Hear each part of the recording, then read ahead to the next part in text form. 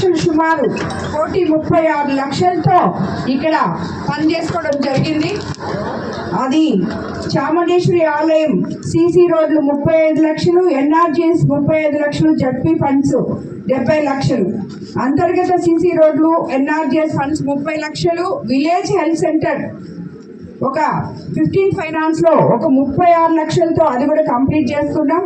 Irrigation డిపార్ట్మెంట్లో పూడికతీత పనులు ఓఎన్ఎం గ్రాంట్ 7.5 లక్ష, అలాగే గంగపట్నం ట్యాంక్ బండ్ రిపేర్లు ఎఫ్డిఆర్ నిధులు 9.55 లక్షలు, అలాగే గంగపట్నం మిట్ట ట్యాంక్కి 4.75 లక్షలు, అలాగే గంగపట్నం పంట కాలువల మరమ్మతులు ఎఫ్డిఆర్ ప్లస్ ఎస్డిఎంఎఫ్ నిధులు 17,43,000, టోటల్గా సుమారు 40 లక్షల రూపాయలు ఇరిగేషన్ డిపార్ట్మెంట్లో కూడా చేసుకోగలిగాం.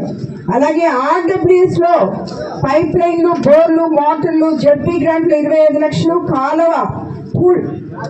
కాలువ మూల కండ్రిలో over head tank, Jal Jeevan mission ద్వారా 37 లక్షలు, మొత్తం టోటల్ 62 లక్షలతో ఆర్డబ్ల్యూఎస్ పనులు కూడా చేసుకోగలిగాం. అలాగే ఏపీఎస్బిడిసిఎల్ ఎలక్ట్రిసిటీ ట్రాన్స్ఫార్మర్స్ 11 లక్షలకు పెట్టాం. 40 న్యూ ఎలక్ట్రిక్ పోల్స్ వేసాం. వైరు రీప్లేస్మెంట్లు 7 లక్షలకి చేశాం. ఆర్డీఎస్ 70% పనులు పూర్తి చేశాం 80 లక్షలతో. టోటల్ 98 లక్షలతో ఎలక్ట్రికల్ డిపార్ట్మెంట్లో మనం పనులు చేసుకోవడం జరిగింది.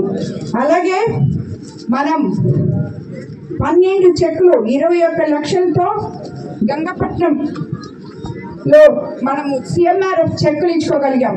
అలాగే టోటల్ గ్రామ పంచాయతీకి ఇప్పటి వరకు 3,56,00,000 ఈ 2 సంవత్సరాల్లో మనం అన్ని డిపార్ట్మెంట్లలో కలిసి వెచ్చించుకున్నాం.